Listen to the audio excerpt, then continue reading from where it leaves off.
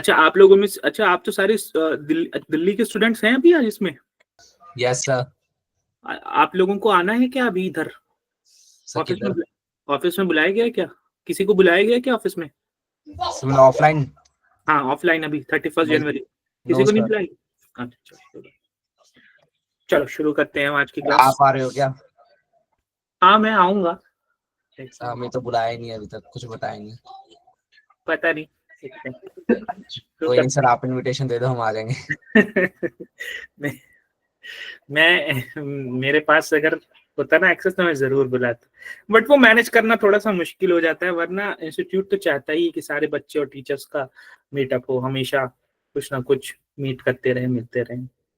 चलो शुरू करते हैं आज की class. My name is Mohammad Noman, I am your physics teacher और आज हम पढ़ेंगे न्यूटन्स लॉ ऑफ मोशन का लेक्चर नंबर 4। आज हम पढ़ेंगे स्प्रिंग। 11th फिजिक्स का जे सिलेबस वर्क कर रहे हैं और आज की डेट है 24/1/2025। स्प्रिंग पढ़ेंगे, कंस्टेंट मोशन पढ़ेंगे और लिफ्ट का थोड़ा सा हम कॉन्सेप्ट देखेंगे। लिफ्ट बोल लो चाहे उसमें बोल लो स्यूडो फोर्स का कॉन्सेप्ट, जिसमें जो प्रॉब्लम टाइप्स ऑफ प्रॉब्लम आएगी वो लिफ्ट पर बेस्ड आएगी और ट्रक मोशन पर बेस्ड आएगी या वेज मोशन पर बेस्ड आएगी। वेज का मतलब इंक्लाइंड प्लेन होता है, उसको बोलते हैं हम वेज, इंक्लाइंड प्लेन।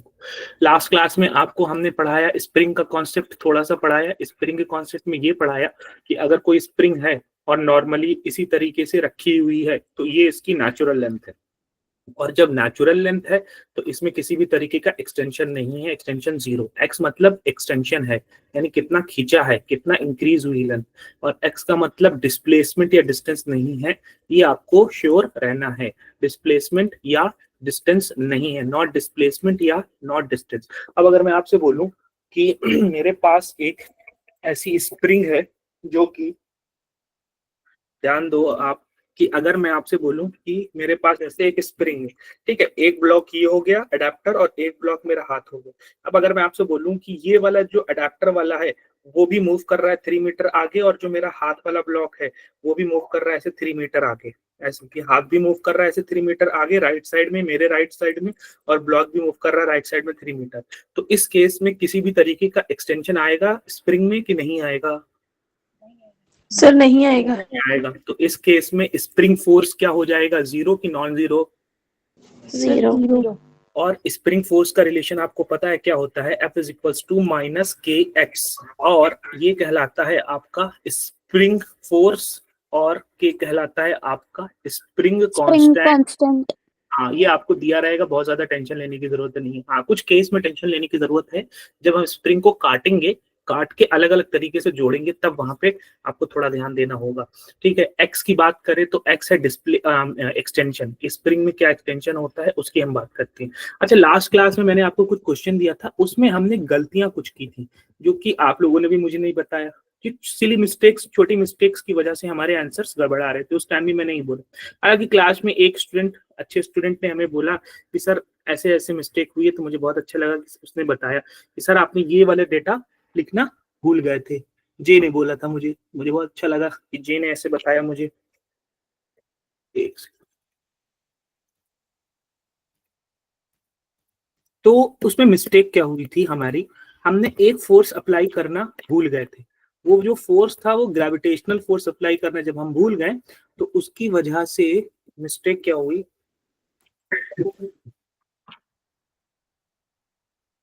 उसकी वजह से मिस्टेक क्या हुई,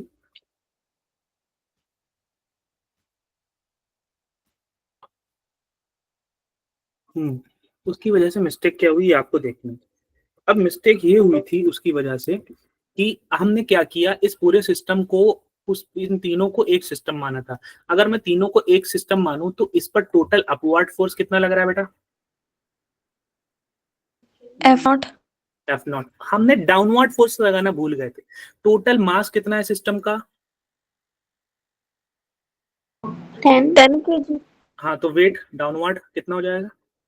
100 न्यूटन। न्यूटन। अब ये मोशन किधर कर रहा है, कितने एक्सेलरेशन से कर रहा है? 2 मीटर।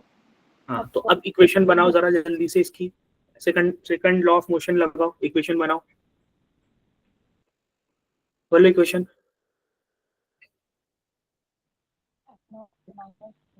F0 minus 100 हाँ equals to हाँ 10 into हाँ 2. हाँ, अपवर्ड फोर्स क्योंकि ऊपर मोशन कर रहा है तो ऊपर वाले को ज्यादा मान के पहले लिख दिया, बाकी ये वाला डाउनवर्ड जा रहा है तो opposite -100 is equals to mass into net acceleration. Mass total आपने अभी बताया कि सबका मिलाकर के 10 kg है और नेट एक्सीलरेशन इन्होंने दे रखा था पहले से 2 है, तो जो F0 की वैल्यू आएगी यहाँ से वो कितनी आ जाएगी? 120. हाँ, जल्दी जल्दी कैलकुलेट किया करो तुम। उसके बाद जो है नेट फोर्स ऑन रोप, अच्छा रोप की बात करें, बी पार्ट की बात करें तो रोप का मास कितना है?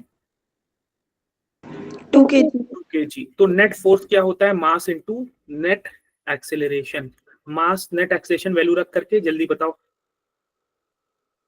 4 न्यूटन हो जाएगा। अब हम बात करते हैं कि मिड पॉइंट पर, हाँ बेटा वेरी गुड, मिड पॉइंट पर अगर हम बात करें, क्वेश्चन नंबर सी की बात करें तो क्यों गलती हो रही थी उस दिन? क्योंकि गलती इस वजह से हो रही थी कि एक फोर्स कैलकुलेट करना भूल गए और आप लोगों ने भी नहीं बताया। मैं कहता हूँ कि भाई छोटी मिस्टेक मैं करता हूँ कभी कभी, तो आप बताया करो। अब इसको हमने आधे पार्ट में बांट लिया, ये सेक्शन 1 मान लिया और ये आपने सेक्शन 2 मान लिया। सेक्शन 1 की बात कर लें चाहे हम सेक्शन 2 की बात कर लें, दोनों से हम निकाल सकते हैं टेंशन। टेंशन इस मिड पॉइंट पे हमेशा कैसे लगेगा? Always away from the body or towards the body. Sir, away from the body. Downward बनाओ, इस पॉइंट पर डाउनवर्ड बनाओ कि इस पॉइंट पर अपवर्ड बनाओ? Downward. टेंशन टी डाउनवर्ड लगेगा। इसका खुद का टोटल वेट इस सेक्शन का कितना हो जाएगा? अगर ऊपर वाला 5 kg का है, रस्सी 2 kg की है और 1 kg इधर 1 kg इधर मिल जाएगा और नीचे वाला ब्लॉक 3 kg का है, तो इस सेक्शन 1 की अगर मैं बात करूं तो टोटल उसका खुद का वेट डाउनवर्ड कितना लग जाएगा? 16। और ये पूरी बॉडी पर अपवर्ड फोर्स कितना लग रहा है? कौन लगा रहा है? कितना लग रहा है? F0, जो कि कितना है हमारा? 120 Newton. चलो इक्वेशन बनाओ जल्दी से। अब ये मोशन किधर कर रहा है? इसका नेट एक्सेलरेशन किधर है? पूरा सिस्टम किधर जा रहा था बेटा? ऊपर की तरफ. तो नेट एक्सेलरेशन या नेट मोशन ऊपर की तरफ है, कितने एक्सेलरेशन से? 2 अब meter इक्वेशन per बनाओ second जल्दी से। square. 120 minus 60 equals to. अरे टेंशन भी तो है बेटा। Yes sir. हाँ। Plus T. प्लस टी होगा कि माइनस? अच्छा प्लस टी लिखूं तो ब्रैकेट में लिखूंगा और Yes. डायरेक्ट लिखूं तो माइनस टी लिखूंगा। आज समझ में आई तुम लोगों को? -60 प्लस टी ऐसे लिखूं क्या? No sir, bracket में. या तो ब्रैकेट में लिखो या डायरेक्ट लिख दो। ये भी अपोजिट में है -60, टी भी अपोजिट में है तो माइनस टी। करेक्ट है क्या? Yes sir. Equals to net force mass into net acceleration. Total mass कितना है इन दोनों का? 6 टोटल into एक्सेलरेशन तो यहाँ 6 सॉल्व करेंगे। 120 माइनस 60 कितना हो जाएगा? 60 माइनस 6 टू द 2। यहाँ से टी बताओ कितना हो जाएगा?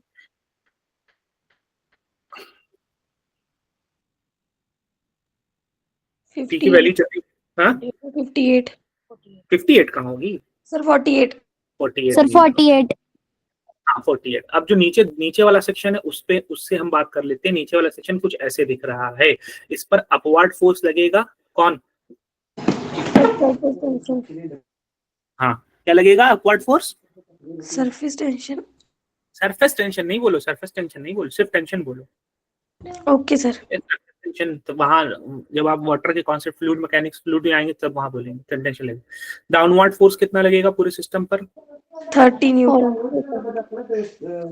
30 न्यूटन। 30 रस्सी भी तो है ना? और कोई फोर्स लग रहा है क्या? डायरेक्ट इस पर और कोई फोर्स लग रहे हैं इस पूरे सिस्टम डाउनवर्ड सेक्शन वाले सिस्टम पर? सर नेट एक्सेलरेशन लग रहा है. हाँ नेट एक्सेलरेशन लग रहा है अभी। और कोई फोर्सेस लग रहे हैं? नेट फोर्स क्या होता है? सारे फोर्सेस का एडिशन। तो पहला फोर्स टेंशन अपवर्ड लगा, दूसरा फोर्स बॉडी का डाउनवर्ड लगा, कोई तीसरा फोर्स है क्या? No sir. तो अब इक्वेशन बनाओ, सारे फोर्सेस का एडिशन करेंगे। चलो T minus 40 equals to 4 into 2. 4 into 2। चलो अब इसको, क्योंकि ये ऊपर जा रहा था कितने से? 2 के एक्सेलरेशन से ऊपर जा रहा था। चलो कितना हो जाएगा?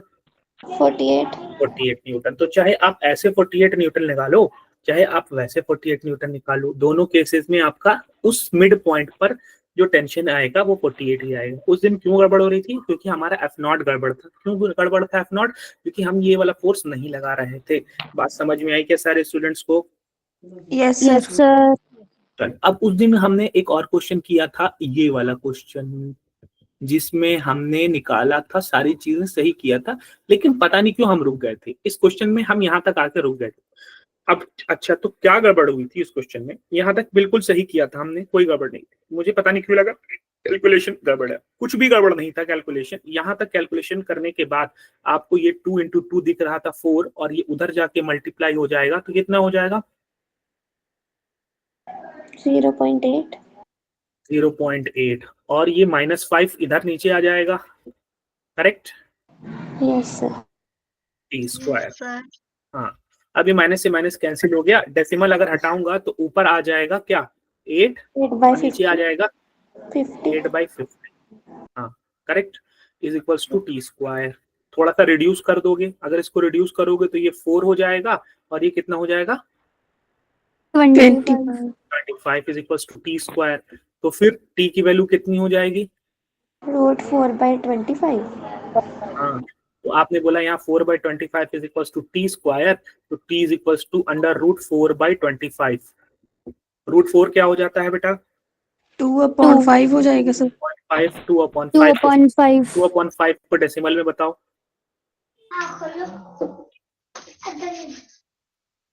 0.4। 0.4। तो आपका आंसर भी, हमारा आंसर सही आ रहा था, बिल्कुल ऑप्शन भी आ रहा था 0.4। पता नहीं क्यों मुझे ऐसा लगा कि हमने गड़बड़ की। तो ये क्वेश्चन आपको करना है। अब इस क्वेश्चन में आपने सीखा क्या? आपने क्वेश्चन में सीखा कि अगर पुली से कनेक्टेड है और पुली पे 2 रस्सी है, और दूसरा वाला ऑब्जेक्ट या दूसरा वाला ब्लॉक एक सिंगल रस्सी से कनेक्टेड है, तो कौन सा वाला इसमें स्लो होगा? ये पुली पी स्लो होगा कि ब्लॉक बी स्लो होगा? बी। नहीं, ब्लॉक बी फास्ट होगा। कंस्ट्रेंट रिलेशन से हमने देखा था कि जो इसका रिलेशन आ रहा था, जो इसका एक्सेलरेशन आ रहा था, ये 2 किलोग्राम वाला जो ब्लॉक था उसका एक्सेलरेशन कितना आ रहा था? 2a आ रहा था। और ये जो पुली थी उसका एक्सेलरेशन कितना आ रहा था बेटा? a आ रहा था। तो इनमें कौन स्लो हो गया, कौन फास्ट हो गया? ए स्लो हो गया और बी फास्ट। ए स्लो हुआ, एक एक्सेलरेशन 2a है, डबल है, 2 टाइम्स a है। ब्लॉक का एक्सेलरेशन, इधर वाली साइड जहाँ पे आपने दूसरा फिगर बनाया वो वाला कह रही थी मैं। यहाँ पे भाई देखो, ब्लॉक के साथ सिंगल रस्सी जुड़ी हुई है, तो इसका एक्सेलरेशन अगर 5 है या इसका एक्सेलरेशन अगर 10 है, तो जो पुली है उसका एक्सेलरेशन कितना होना चाहिए? 5 होना चाहिए। तो स्लो कौन हुआ? ए वाला। ब्लॉक बी स्लो हुआ कि पुली पी स्लो हुआ? पुली पी। तो जिसके साथ 2 रस्सी, पुली के साथ जब ऐसे 2 रस्सी कनेक्ट हो ना, तो समझ जाना कि ये स्लो हो जाएगा। ये एक ट्रिक है याद करने की, वरना बार बार तुम चाहो निकालना कंस्ट्रेंट मोशन लगा के तो लगा सकते हो, निकाल सकते हो। ठीक है, तो जिसमें 2 ऐसे रस्सियां जुड़ी होंगी तो समझ जाना कि भैया इसमें 2 रस्सी जुड़ी है, स्लो होगा। और जस्ट डबल का रिलेशन होगा, जो स्लो होगा उस स्लो वाले को डबल कर दो, तो सिंगल रस्सी वाला क्या हो जाएगा? फास्ट हो जाएगा। समझ में आई बात? Yes sir. इस पर बेस्ड एक क्वेश्चन कर लो।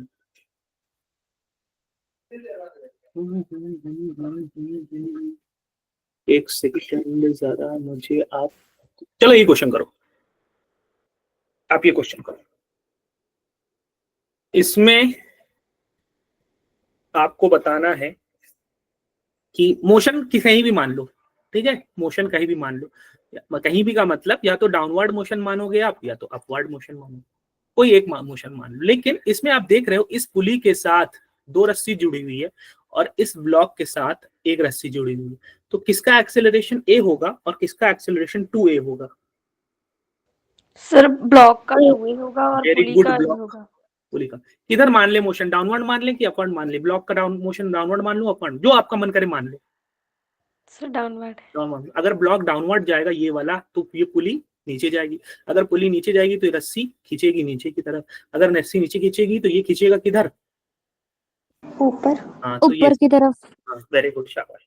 चलो ठीक है। और एक चीज और, उस दिन क्लास में किसी ने, बच्चे ने पूछा था, भाई देखो जब भी इस तरीके से पुली पर लगे, यहाँ पर इस पुली का मैंने डायग्राम बनाया है जूम कर, तो पुली का मास तो 0 होता है, यानी कि पुली पर इक्विलिब्रियम कंडीशन लगेगी। नेट फोर्स, क्योंकि पुली को हम 0 मास मान के करते हैं, तो नेट फोर्स 0 हो गया, नेट फोर्स एक्सेलरेशन हो गया, नेट एक्सेलरेशन 0 हो गया, तो इक्विलिब्रियम की कंडीशन लगेगी। इक्विलिब्रियम कंडीशन का मतलब ऊपर वाला टोटल टेंशन इक्वल्स टू नीचे वाला टोटल टेंशन। किसी बच्चे ने उस दिन पूछा था, तो ये भी एक छोटी सी डिटेल याद रखनी है कि पुली आइडियल लेके चलते हैं, मासलेस लेके चलते हैं, तो इक्विलिब्रियम कंडीशन आती है, मतलब ऊपर वाला total force is equals to नीचे वाला टोटल फोर्स। तो अगर इधर रस्सी में टेंशन टी है तो इस साइड भी रस्सी में टेंशन टी होगी, तो यहाँ पे टेंशन कितना होना चाहिए बेटा?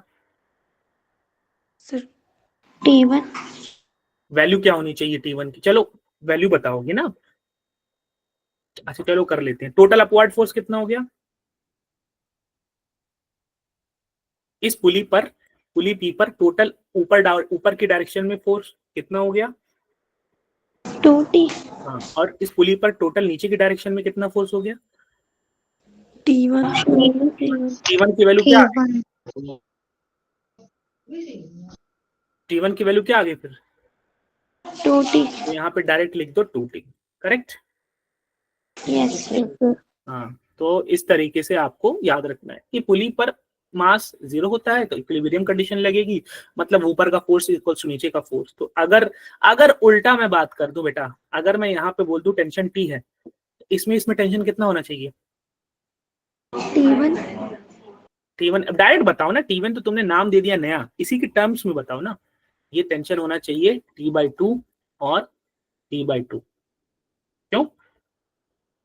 क्योंकि ऊपर का टोटल टेंशन क्या हो जाएगा?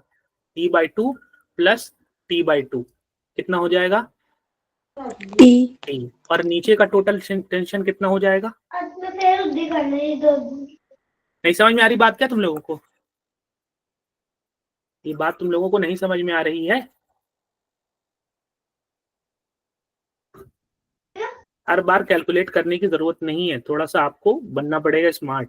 अगर मैं बोल दिया कि भाई ये एक रस्सी है और यहाँ पुली में दूसरी रस्सी लगी है, अगर मैं यहाँ पे बोलूँ 10 न्यूटन का टेंशन है, तो इस रस्सी में चूंकि ये सेम रस्सी है तो दोनों में सेम टेंशन होगा कि डिफरेंट टेंशन होगा?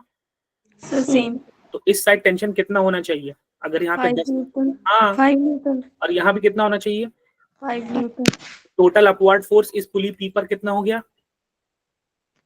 10 न्यूटन और टोटल डाउनवर्ड फोर्स कितना हो गया? 10 न्यूटन यही सोचना है।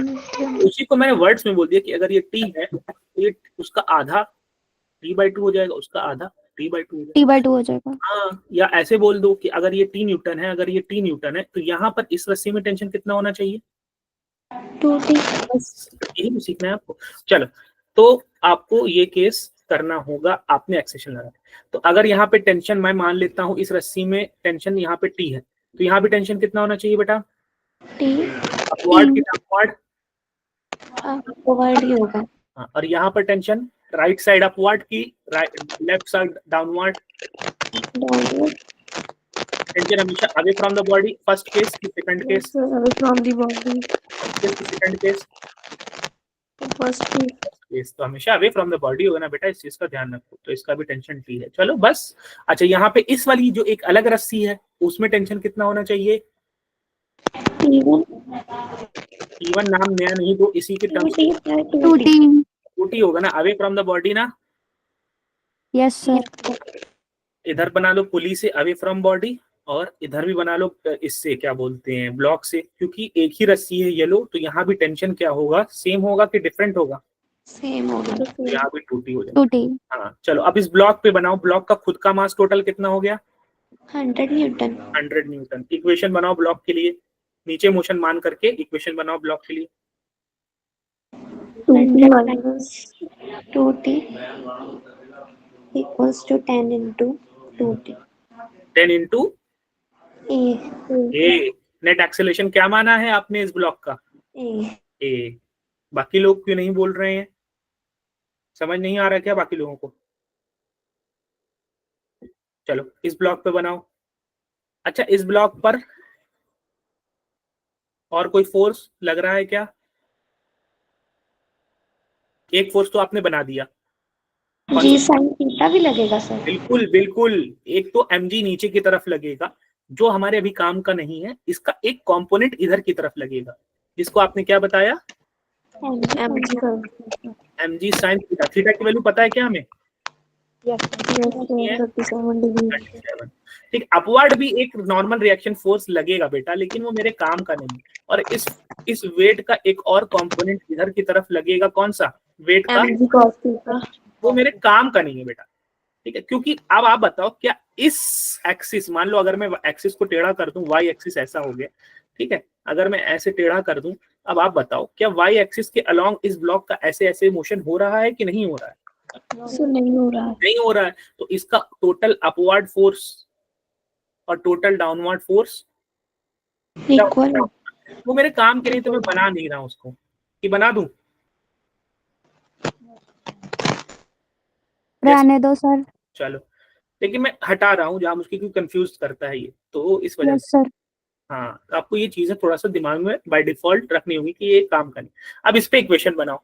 इस इंक्लाइंड टेढ़े वाले एक्स एक्सिस के अलोंग अब मोशन पर हो रहा है, टेढ़े वाले एक्स एक्सिस के अलोंग मोशन राइट साइड में हो रहा है कि लेफ्ट साइड में हो रहा है?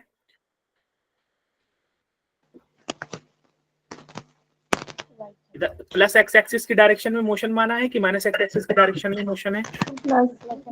Sir plus axis. हाँ, क्यों? क्योंकि आपने एक्सेलरेशन क्या बताया है इसका? ऊपर की तरफ हाँ, ऊपर की तरफ कितना?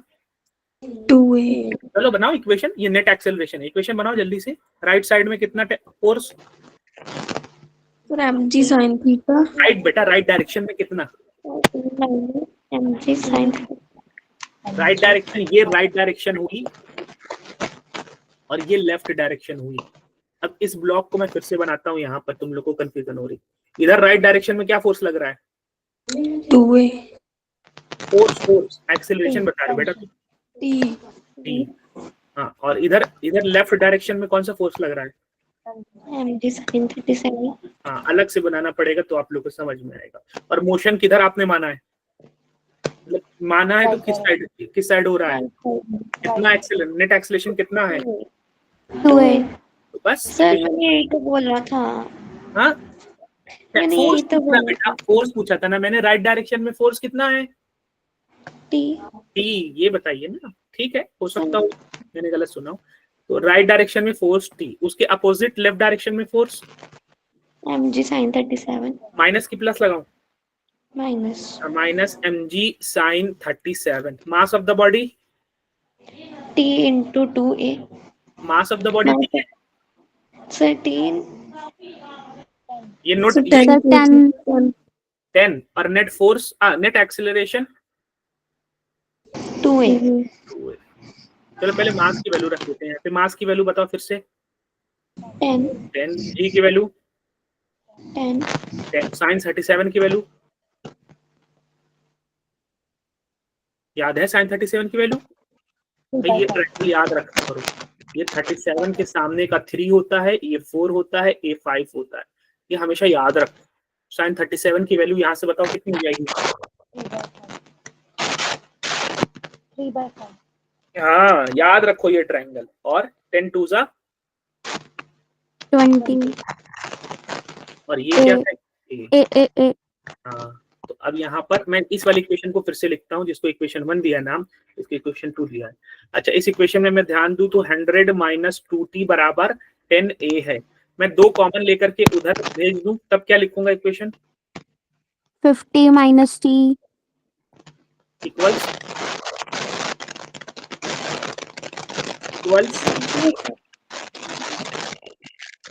भाई वो उधर जाएगा तो डिवीजन में जाएगा ना, 5a 5। 5a। ये नहीं समझ में आई बात? यस सर आ गई। अब दूसरी वाली इक्वेशन लिख रहा हूँ। अच्छा, दूसरी वाली इक्वेशन थोड़ा सॉल्व कर लेता हूँ। यहाँ से यस सर। 2 जा 10 हो जाएगा, 2 3 जा 6, 10 जा 60 हो जाएगा, करेक्ट? Yes sir. तो ये t minus 60 is equals to कितना हो जाएगा? 20a। चलो, इसको ये फर्स्ट इक्वेशन इधर लिख दिया मैंने, और second equation t minus 60 is equals to कितना हो गया बेटा आपका? 20। इन दोनों को हम ऐड करते हैं। अगर मैं ऐड करूंगा तो इधर से t और माइनस t आपको दिख रहा है कैंसिल होते। बेटा माइक ऑफ कर लो। इधर से t और इधर से माइनस t कैंसिल होते हुए दिख रहा है आपको? Yes sir. ये 50 है, ये माइनस 60 है, कितना हो जाएगा? -10। -10। ये ऐड करना है कि जो कि सब्ट्रैक्ट कर दोगे इसको? ये 5a और 28 क्या करना है इसको? हाँ गड़बड़ नहीं कर देना। जो ऐड होके कितना हो जाएगा, कितना हो जाएगा बेटा? 25 है 25 ए। तो ए की वैल्यू यहाँ से कितनी हो गई? ए की वैल्यू यहाँ से कितनी हो गई? -2/5 जोर से बोलिए। -4.5 माइनस 2/5 2/5। चलो -2/5 हो गए। 5 हाँ डेसिमल में बताओ। 0.4 -0.4 इस ब्लॉक, 20%। हाँ तो ब्लॉक ये वाले, इस ब्लॉक का नाम बी दे देते हैं, इस ब्लॉक का नाम ए दे देते हैं। तो आप बताओ ब्लॉक बी का एक्सेलरेशन कितना हुआ? -0.4 हाँ माइनस क्या बता रहा है कि जो हमने एक्सेलरेशन माना था वो डाउनवर्ड है। और एक्चुअल, जो हमने माना था वो एक्चुअल एक्सेलरेशन है कि, हाँ सर, हाँ एक्चुअल एक्सेलरेशन फिर किधर हो जाएगा, डाउनवर्ड कि अपवर्ड? अपवर्ड। हाँ अपवर्ड तो ब्लॉक बी का एक्सेलरेशन जो हो जाएगा, नेट एक्सेलरेशन जो है वो कितना हो जाएगा? 2 × 0 ये ब्लॉक -0.4 बी ये है बेटा, ब्लॉक बी ये है। ब्लॉक बी का कितना था? 0.4 इधर अपवर्ड अपवर्ड एरो बनाऊं कि डाउनवर्ड एरो बनाऊं? अपवर्ड। Upward arrow. हाँ जो हमने माना था उससे थोड़ा सा गलत आ रहा है, मतलब हमने नीचे माना था वो ऊपर आया। ब्लॉक ए का बताओ, अब ब्लॉक ए का बताओ। 0.8 0.8 ठीक है ऐसे। अच्छा ब्लॉक ए का तो जो हमने माना था राइट साइड में, तो ब्लॉक ए किधर जाना चाहिए था? राइट साइड में कि लेफ्ट साइड में? लेफ्ट साइड में। लेफ्ट साइड, लेफ्ट बोला ना? लेफ्ट ही बोला सर। यस ऐसे जाना चाहिए। करेक्ट है बात यहाँ तक? Yes sir. इक्वेशंस इतनी मुश्किल नहीं है, तुम लोग कुछ खटाखट बना के कर सकते हो, प्रैक्टिस कर सकते हो, तो बहुत बड़ी चीज नहीं है। क्या ध्यान रखना है वो भी हमने आपको समझा दिया है, और इक्वेशंस कैसे सॉल्व करना है वो भी आपको हमने समझा दिया है। अब हम बात कर लेते हैं थोड़ा सा स्प्रिंग के बारे में, और स्प्रिंग के बाद हम बात कर लेंगे इसके बारे में। स्प्रिंग के बारे में थोड़ा सा पहले हम बात कर लेते हैं।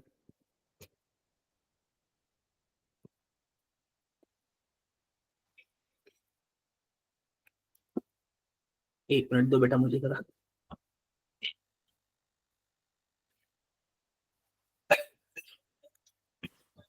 ये क्वेश्चन करो जल्दी से, जल्दी से ये क्वेश्चन करो, 2 मिनट का टाइम दे रहा हूं।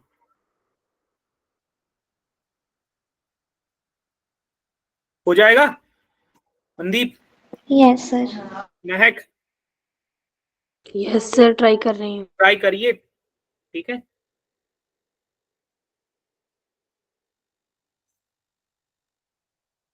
अगर किसका 4 किलोग्राम का एक्सेलरेशन क्या मानोगे आप? सर ए।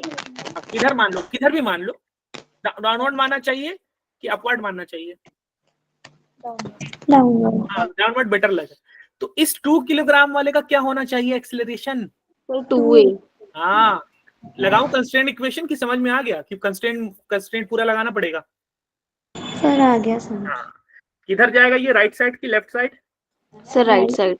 चलो बस अब जल्दी जल्दी बनाओ इक्वेशन, मुझे बता दो कि जो 2 किलोग्राम वाला है उसका क्या एक्सेलरेशन होगा। देखो तुम देखो एक बार इसमें गलती पता क्या करोगे, तुम लोग निकाल लोगे ए की वैल्यू, फिर कंफ्यूज रहोगे कि क्यों नहीं आ रहा ऑप्शन, क्यों नहीं ऑप्शन, क्योंकि ए वाले के पूछा ही नहीं है, 4 किलोग्राम वाले का पूछा ही नहीं, पूछा 2 किलोग्राम वाला। तो जो भी आएगा उसको डबल कर देना। 2 मिनट का टाइम दे रहा हूँ, फटाक से बताओ।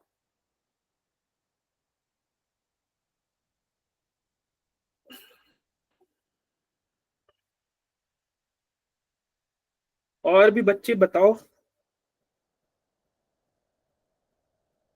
थोड़ा तुम लोग से बात कर लिए। जय शिवम, समझ में आया बेटा तुमको?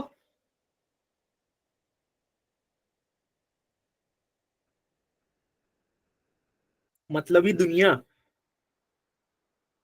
क्या कर रही है भाई, दुनिया ने तुम्हारा इतना उदास हो दुनिया से? ये 10वीं कक्षा पार किए नहीं, ये दुनिया इनको बहुत बुरी लग रही है। तुम बड़े तो हो जाओ तुम लोग ढंग से।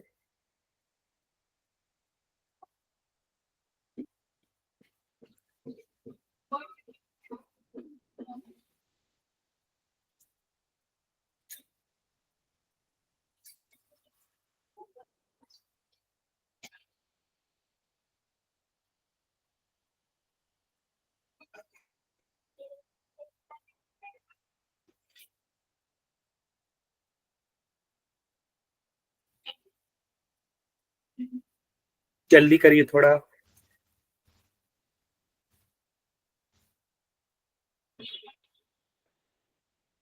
आकाश went and didn't came back. हाँ, मुझे इन्फॉर्म कर दिया, फिर आकाश आया नहीं। नेटवर्क प्रॉब्लम हो रहा है। अच्छा, आकाश का नेटवर्क प्रॉब्लम। कार्तिक कर रहा है क्वेश्चन बेटा?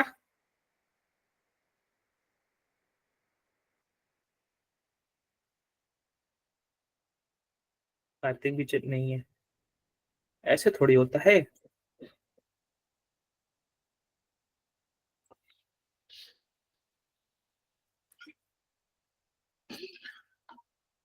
कितना आ रहा है आंसर?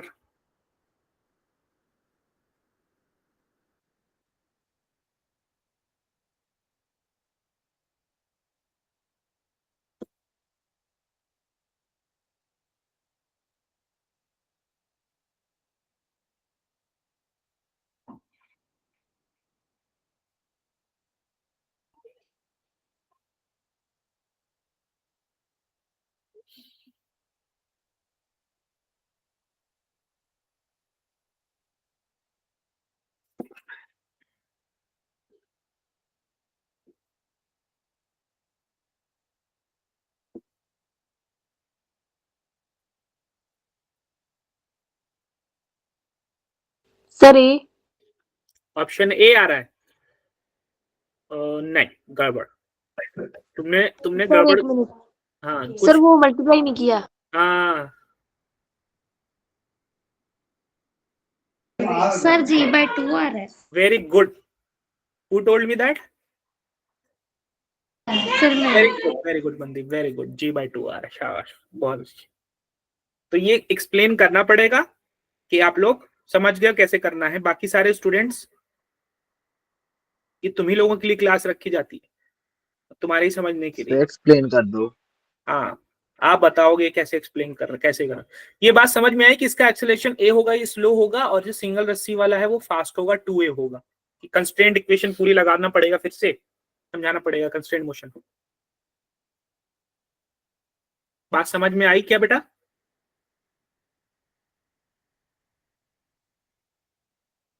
चलो देखो, अब इस 4 किलोग्राम वाली बॉडी को देखो। अब पहले इसको देख लो। यहाँ पे मैं इसका डायग्राम बना रहा हूँ कि अगर इस तरीके से है, यहाँ पे टेंशन टी होगा, यहाँ पे टेंशन टी होगा, और इस वाली रस्सी में टेंशन 2t होगा। अभी मैंने आपको बताया है। तो यहाँ पर बॉडी से away from the body tension 2t होगा, और ये 4 है, और इसका अपना खुद का वेट 40 न्यूटन हो जाएगा। हमने डाउनवर्ड मोशन माना हुआ है, तो डाउनवर्ड मोशन एक्सेलरेशन ए के साथ। तो इस बॉडी पे ध्यान दूं मैं, 4 किलोग्राम वाली बॉडी पे ध्यान दूं, क्योंकि मोशन डाउनवर्ड हो रहा है, तो नीचे वाला फोर्स, डाउनवर्ड डायरेक्शन वाला फोर्स ज्यादा मानते हुए 40 माइनस ऊपर वाला फोर्स कम मानते हुए 2t बराबर मास इंटू एक्सेलरेशन 4a हो जाएगा। इक्वेशन बन जाएगी। अब उसके बाद दूसरी वाली बॉडी पे बात करते हैं। इसका अपना खुद का वेट होगा mg, जो मेरे अभी काम का नहीं है। इसका एक कंपोनेंट जो mg साइन 30 होगा वो मेरे काम का है, और ये इसमें टेंशन लग रहा है t राइट साइड में, और इसका नेट एक्सेलरेशन 2a है, राइट साइड में आपको दे रखा है। अब इस वाली बॉडी पर आपको लगाना होगा फोर्स, वो बनाना होगा free body diagram. Right side में टेंशन टी है, डाउनवर्ड साइड में, राइट साइड में टेंशन फोर्स टी है, डाउनवर्ड साइड में फोर्स है mg साइन 30, और इसका नेट एक्सेलरेशन 2a है। इक्वेशन बनाओ। अब चूंकि हमने राइट साइड में देखा कि मोशन हो रहा है, तो राइट साइड वाले को बड़ा मान के पहले लिख देते हैं कि उसके अपोजिट में है, तो बाद में इसको लिख दिया। साइन 30 की वैल्यू 1/2 होती है, और मास है इसका 2, और एक्सेलरेशन है इसका 2a। बात सही है क्या? Yes sir. 2 into 2a। तो हमारे पास आ गया t माइनस mg/2 बराबर 4a। मास की वैल्यू रख देता हूं। इसका मास 2 किलोग्राम है, तो मैंने 2 रख दिया मास की वैल्यू, तो 2g। अच्छा, 2 से 2 कैंसिल हो गया, तो t माइनस g बराबर 4a आ गया। अच्छा, ये इक्वेशन नंबर 2 हो गई, ये इक्वेशन नंबर 1 हो गई। थोड़ा सा रिड्यूस करता हूं मैं इसको, 2 कॉमन लेकर के उधर भेजता हूं, तो 2 कॉमन ले लूंगा तो 20 हो जाएगा, माइनस t हो जाएगा, और उधर भेजूंगा डिवाइड करके तो 2a हो जाएगा। ये इक्वेशन 1 हो गई। ठीक है बात यहाँ तक? Yes sir. अब ये इक्वेशन को इसके नीचे जस्ट, अच्छा इक्वेशन को लिख ही देता हूँ प्रॉपरली। ये वाली पहले, ये वाली इक्वेशन लिख देता हूँ मैं, 20 माइनस टी बराबर 2a, और फिर ये वाली इक्वेशन लिख देता हूँ t माइनस g बराबर 4a। अब उसके बाद मैं इन दोनों को ऐड कर देता हूँ। ये इक्वेशन 1 थी, इक्वेशन 3 थी। अब अगर मैं ऐड, ये 2 थी इक्वेशन, अगर मैं इसको ऐड करूंगा बेटा तो t माइनस टी तो कैंसिल हो जाएगा और ये 20 माइनस g बचेगा, g का मतलब 10, 20 माइनस 10 बचेगा और ये 4a और 2a कितना हो जाएगा, 6a हो जाएगा। तो 20 माइनस 10 कितना हो जाएगा, 10 बराबर 6a हो जाएगा। कुछ गड़बड़ कर दी क्या मैंने फिर? 10 बराबर 6a और a की वैल्यू कितनी हो जाएगी, 10/6 हो जाएगी। तो a की वैल्यू यहां पर हो जाएगा आपका 5/3। ओहो, तो लग रहा तुम्ही लोग का आंसर गड़बड़ आया है। हाँ हाँ हाँ हाँ हाँ, ये आंसर आएगा। I am really sorry. तो अब हमारा जो आंसर आ गया बेटा वो कितना आ गया, ये ऑप्शन नंबर सी नहीं है, ऑप्शन नंबर बी आएगा। कैसे आएगा बताता हूँ। अच्छा बेटा, अच्छा ये हमारा एक्सेलरेशन ए आ गया है। अब एक्सेलरेशन ए नहीं पूछा है, एक्सेलरेशन 2a पूछा है, जो आपका जो 2 किलोग्राम का मास था उसका एक्सेलरेशन पूछा है। तो 2a की बात करूंगा मैं तो 2 × 5/3 हो जाएगा और ये कितना हो जाएगा, 10/3 हो जाएगा। 10 का मतलब ग्रेविटेशनल एक्सेलरेशन g/3 हो जाएगा। तो आई एम सॉरी, ये आंसर गलत, ये आंसर नहीं होगा, आपका आंसर नंबर 2 होगा। मुझे यस सर, मल्टीप्लाई करने के बाद यही आया था। हाँ, मेरा ध्यान से नहीं था। ये आएगा, ऑप्शन नंबर ई आएगा। मनदीप थोड़ा सा एरर को सही कर लो तुम, अपने यहाँ गड़बड़ तुमसे कहीं ना कहीं हुई होगी। ये आएगा g/3 आएगा। आ रहा था ये महक बेटा, या किसका आ रहा था g/3? Yes sir. हाँ, ये g/3 आएगा। ठीक है, या तो अगर ऐसे देखोगे 10/3 है, यहाँ पे रख दो g की वैल्यू 10/3, ऑप्शन में रख दो चाहे वैल्यू, चाहे इसको ऐसे कर दो जैसे कर दो। ये 10/2 है, ये 10/4 है, लेकिन हमारा आंसर जो आएगा वो 10, ये g/3 आएगा। बात समझ में आई क्या? Yes sir. हाँ, अब आ जाओ तुम जरा सा इस पर, स्प्रिंग फोर्स पर आ जाओ जरा। स्प्रिंग पे आ जाओ। ठीक है, तो थोड़ा इक्वेशन ध्यान से बनाना था वो। तो एक स्प्रिंग के बारे में हमने आपको बताया। अब स्प्रिंग का केस यहाँ पे देखते हैं कि ये पूरा सिस्टम रेस्ट में है। तो अब आपको बताना है कि क्या होगा, एक्सटेंशन कितना होगा। तो इस सिस्टम में आप देखोगे और आप मुझे बताओगे कि इस बॉडी पर कौन कौन से फोर्स लग रहे हैं। 10 किलोग्राम वाली बॉडी पर कौन कौन से फोर्स लग रहे हैं, जल्दी बताइए। सबसे पहले कौन सा फोर्स? क्या उसका खुद का वेट नहीं, खुद का वेट नहीं लगेगा डाउनवर्ड डायरेक्शन में? सर लगेगा। कितना हो जाएगा? 10 न्यूटन और 100 न्यूटन। 100। और इस पर स्प्रिंग कितना फोर्स लगाएगी? स्प्रिंग फोर्स का फॉर्मूला क्या होता है बेटा? F = -kx।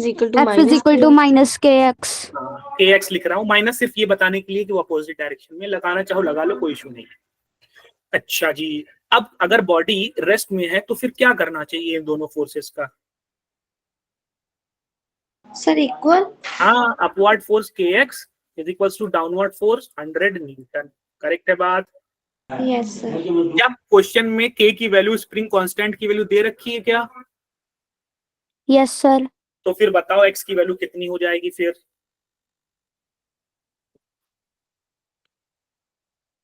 सर 1 1 हो जाएगी। स्टैंडर्ड यूनिट में कितना?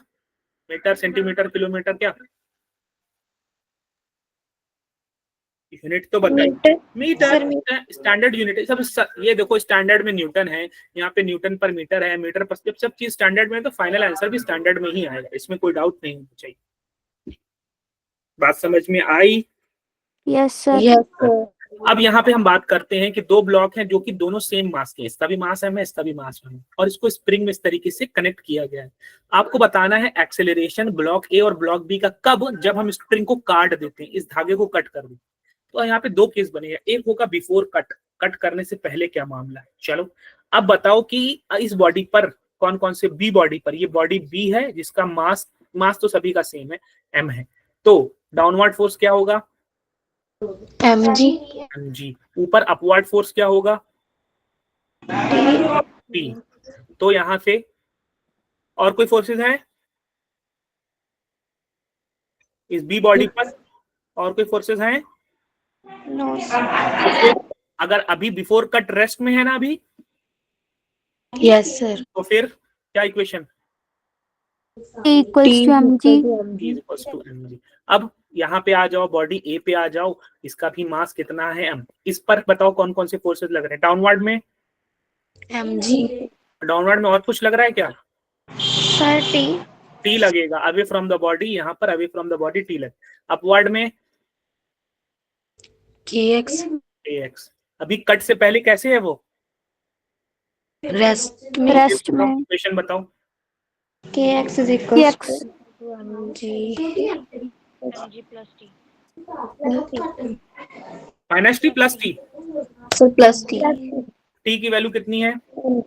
mg mg रख देता हूँ। रखने के बाद फाइनल क्या बन जाएगा? twice of mg. Twice of mg। Very good, शाबाश, बहुत अच्छे। जब कट करते हैं ना बेटा तो होगा क्या? अब हम करेंगे इसको कट। खटाक से चाकू चला दूंगा मैं, यहाँ पे एक कैंची चला दूंगा मैं भाई। अब अगर मैं इसमें एक कैंची चलाता हूँ, एक चाकू चलाता हूँ मैं, तो होगा क्या कि ये रस्सी कट होगी। कट होने के बाद क्या होगा कि क्या वो रस्सी जैसे ही कट होगा फौरन अपनी ओरिजिनल लेंथ पे पहुंच जाएगी, फौरन अपनी नेचुरल लेंथ पे पहुंच जाएगी, कि फिर वो धीरे धीरे ऐसे पहुंचेगी? धीरे धीरे का मतलब हमारे लिए तो वो फास्ट है, लेकिन वो ऐसे मूव करते करते करते करते पहुंचेगी। पर केस ए कि मैं जैसे कट करूंगा तुरंत, जैसे ही कट किया तुरंत वो अपनी नेचुरल लेंथ पे पहुंच गई, कि कट करने के बाद, जस्ट कट करने के बाद वो मूव करके अपनी नेचुरल लेंथ पे पहुंचेगी। कौन सा केस? सर धीरे सर तुरंत ही चली जाएगी। तुरंत नहीं जाएगी, यही तो तुमको समझना है। ऐसा नहीं है कि यहाँ पे एक ऐसे मैंने वो है, ये समझ लो ये ब्लॉक बी है और ऐसे ये स्प्रिंग है, ठीक है, ये ऐसे लेते हैं, ये व्हाइट वाला ब्लॉक बी है, ये मेरा हाथ ब्लॉक ए है, और इसके बाद यहाँ पे ये स्प्रिंग।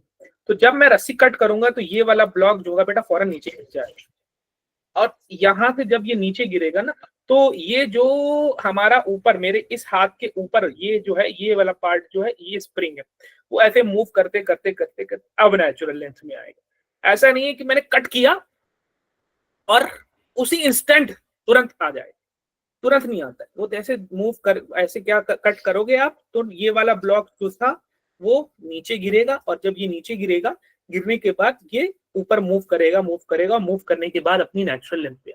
तो कभी भी आप कट करोगे, ऐसा नहीं जादू नहीं कि जैसे कट किया तुरंत वहीं पहुंच गया, तेजी से जाएगा, लेकिन जाएगा, मूव करके ही जाएगा। बात समझ में आ रही है? इमेजिन हो पा रहा है क्या कह रहा हूं मैं? यस सर, ये मैंने यही कहा। Yes sir. तो जब हम तुरंत कट करेंगे तो ऐसा नहीं कि तुरंत ही भाग गया, नहीं, वो मूव करके जाएगा। लेकिन जिस इंस्टेंट हम कट करेंगे उस इंस्टेंट वो फौरन नहीं जाएगा, फौरन उसका नेचुरल लेंथ में नहीं आएगा, फौरन उसका एक्सटेंशन 0 नहीं होगा। धीरे धीरे धीरे धीरे अपनी ओरिजिनल लेंथ पे पहुंचेगा। धीरे धीरे नहीं होगा, क्विकली होगा, लेकिन मूव करते हुए होगा, मूव करते क्विकली मूव करते हुए पहुंचेगा, और फिर उसका एक्सटेंशन 0 होगा। अभी एक्सटेंशन 0 है कि नहीं है? जब ये रस्सी नहीं कट किया हमने तो एक्सटेंशन 0 है कि नहीं है? जब ये दोनों ब्लॉक नहीं है। हाँ, 0 नहीं है अभी, ठीक। चल, ये कॉन्सेप्ट समझना। अब आफ्टर कट का हिसाब किताब लगा देते हैं हम। आफ्टर कट करने के बाद क्या हुआ भाई? कट करने के बाद इस ब्लॉक बी की बात करते हैं। क्या इस ब्लॉक बी में जब मैं रस्सी कट कर दूंगा तो टेंशन रहेगा बेटा कि कोई टेंशन नहीं रहेगा? जब रस्सी काट दिया हमने तो उसके साथ जो रस्सी का आधा हिस्सा बचा रहेगा, इसमें कोई टेंशन रहेगा कि नहीं रहेगा? सर नहीं रहेगा। तो टेंशन यहाँ पे 0 हो गया। और कौन सा फोर्स लग रहा था इस पर? mg downward. डाउनवर्ड। तो net force is equals to, एक ही फोर्स लग रहा है, कौन सा है? पहला mg। नेट फोर्स क्या होता है? Mass into net acceleration, mg। m से m कट जाएगा तो नेट एक्सेलरेशन बी ब्लॉक का कितना हो जाएगा बेटा? जी बात समझ में आई क्या कि फिर से समझाऊं? सर आगे। अब उसके बाद आ जाओ ए ब्लॉक पे। अब जब ए ब्लॉक की बात करेंगे जिसका मास m है, रस्सी कटेगी तो क्या 0 हो जाएगा इनमें से? सर kx नहीं, तुरंत kx। क्या x इसका फौरन एक्सटेंशन खत्म हो जाएगा क्या? कि वो मूव करके करने के बाद जाएगा तब? देखो यहाँ क्या लिखा हुआ है, एक वर्ड बेटा, just after the string is cut. Just मतलब जब कट किया उस कट करने के तुरंत बाद बताना है। कट करोगे तो वो अभी एक्सटेंशन उसका है, फिर वो धीरे धीरे एक्सटेंशन, धीरे धीरे तो नहीं होगा, थोड़ा जल्दी ही होगा, फास्टली जाएगा और फास्टली जाकर के फिर 0 होगा। लेकिन वो पूरा मोशन में जा करके जब जीरो होगा उसकी बात नहीं कर रहा है, वो बात कर रहा है कि जब कट करोगे ना बेटा तो होगा क्या कि तुरंत बताना है। देखो एक्चुअल में एक और एग्जांपल भी है जिसमें आपको ये चीज समझ में आती है कि अगर मेरे पास ना एक स्प्रिंग होती बेटा, मान लो ये स्प्रिंग होती ना बेटा, थोड़ा ध्यान देना, अगर ये एक स्प्रिंग होती मेरे पास और इस स्प्रिंग में अगर मेरे पास ये स्प्रिंग होती बेटा और यहाँ पर इस स्प्रिंग में क्या होता कि एक ब्लॉक लगा रहता है ऐसे, ये मेरा हाथ, ये वाला हाथ मेरा ब्लॉक है, ठीक है, ये वाला हाथ मेरा ब्लॉक है। अब मैंने क्या किया, इस ब्लॉक को तोड़ के छोड़ दिया।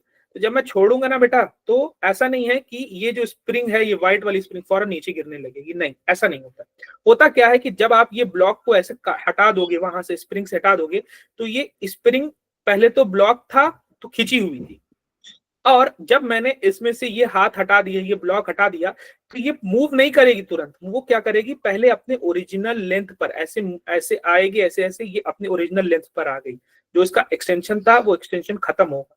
अब जब इसका एक्सटेंशन खत्म हो गया, x 0 हो गया, ये अपने नेचुरल लेंथ पे आ गई, तब ये पूरी स्प्रिंग नीचे की तरफ मूव करेगी। उस केस में तुम ध्यान दोगे कि जो नीचे का हिस्सा है स्प्रिंग का ना बेटा, वो वहीं की वहीं रुका रहता है जब तक कि ये ऊपर से वापस नीचे ना आ जाए और अपनी ओरिजिनल लेंथ पर ना आ जाए। ये केस होता है स्प्रिंग के साथ। ये क्यों होता है, क्या होता है, कैसे होता है, वो हम बाद में देखेंगे, लेकिन हमें यहाँ पे समझना है कि जब हमने कट किया तो फौरन उसका x जो एक्सटेंशन है वो 0 हो जाएगा क्या तुरंत कट करने के बाद? No sir. नहीं वो सर। थोड़ा सा तो टाइम लगाएगा, जल्दी जल्दी जाएगा लेकिन थोड़ा सा टाइम लगाएगा, फिर 0 होगा।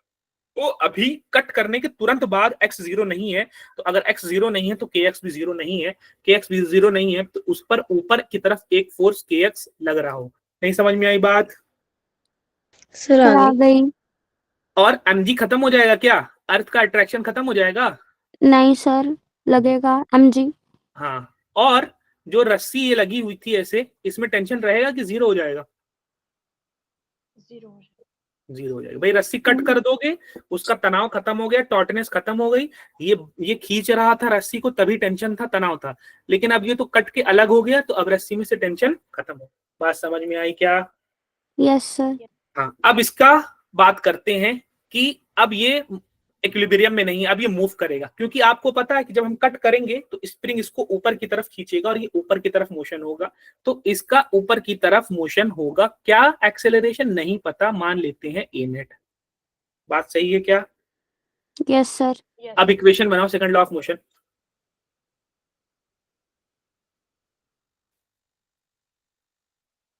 बनाओ भाई, ब्लॉक का बना हुआ है, ब्लॉक पे फोर्सेस। पहला फोर्स क्या लिखूं? mg minus k। नहीं, ऊपर की तरफ मोशन हो रहा है ना, तो ऊपर वाले को ज्यादा मान करके पहले उसको लिखते हैं बेटा, kx। दूसरा फोर्स माइनस mg। mg। हाँ, माइनस mg बोला है, सही बोला। और कोई तीसरा फोर्स लग रहा है क्या? No sir. अब नेट, ये सारे फोर्सेस को ऐड कर दिया मैंने और ये नेट फोर्स के बराबर होता है। नेट फोर्स का मतलब mass into acceleration. Net acceleration. बोलो बेटा, मास into net net acceleration. Acceleration. kx की वैल्यू क्या थी, हमने देखा था 2mg। 2mg माइनस mg बराबर मास इनटू नेट एक्सेलरेशन। चलो यहाँ सॉल्व करके नेट एक्सेलरेशन बताओ जल्दी से।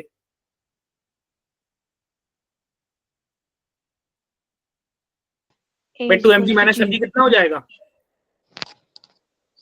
Acceleration is equals to g। हाँ, net acceleration is equal to G. 2mg minus, देखो यहाँ से 2mg माइनस mg करोगे तो mg हो जाएगा। इधर क्या बचा है, मास इनटू नेट एक्सेलरेशन बचा है, m से m कैंसिल हो गया, तो ये भी जाएगा नेट एक्सेलरेशन g से, लेकिन ये किस डायरेक्शन में जाएगा बेटा? अपवर्ड। अपवर्ड डायरेक्शन में जाएगा। बात समझ में आई क्या?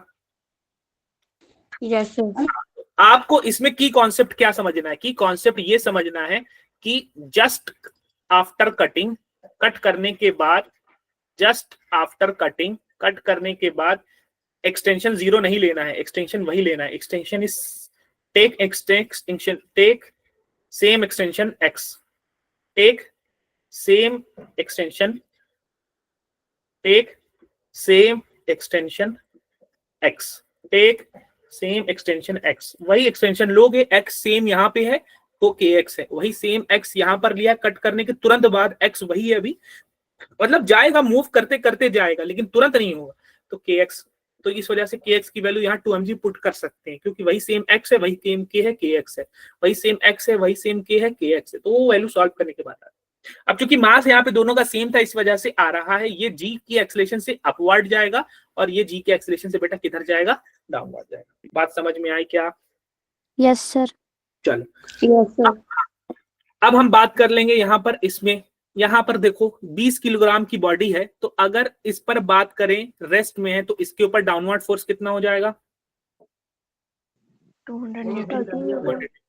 और अपवर्ड फोर्स स्प्रिंग लगा रही होगी कितना? kx। करेक्ट। तो kx की वैल्यू, स्प्रिंग फोर्स की वैल्यू कितनी हो जाएगी? ये मोशन में है क्या? No sir. हाँ, कहीं लिखा है क्या मोशन में? मुझे नहीं तो लिखा है वैसे, मोशन में नहीं है। अगर मोशन में नहीं है तो बॉडी का upward force is equals to downward force. तो kx की वैल्यू कितनी हो गई? 200 न्यूटन। तो जो स्प्रिंग बैलेंस है, ये एक स्प्रिंग बैलेंस है। स्प्रिंग बैलेंस क्या होता है बेटा? स्प्रिंग बैलेंस एक ऐसा मेजरमेंट टूल है जो वेट बताने के, भार बताने के काम आता है। जितना स्प्रिंग फोर्स होगा वही वो वेट बताएगा। कितना स्प्रिंग फोर्स है इस पहली स्प्रिंग बैलेंस 1 में, कितना स्प्रिंग फोर्स आपने निकाला है? 200 न्यूटन। तो ये कितना बताएगा? 200 न्यूटन बताएगा। अगर वो न्यूटन में बता रहा होगा तो 200 न्यूटन बताएगा, अगर किलोग्राम फोर्स में बता रहा होगा तो 20 kgf बताएगा। सर रिपीट कर दो। फिर से सुनो, मैंने कहा कि ये पूरा का पूरा सिस्टम इक्विलिब्रियम में है। अगर इक्विलिब्रियम में है तो इस बॉडी पर स्प्रिंग लगा रही है फोर्स कितना? kx अपवर्ड डायरेक्शन में, और धरती का वेट लग रहा है कितना? 200 न्यूटन। अब चूंकि ये जो बॉडी है वो किस में है? रेस्ट में है। बात सही है? Yes sir. तो upward force kx is equals to downward force 200 newton. Correct है बात? यस सर, वो इक्वल हो जाता है। हाँ, और स्प्रिंग फोर्स क्या होता है? स्प्रिंग फोर्स kx होता है। kx की वैल्यू पता है क्या हमको? Yes sir, 200 Newton.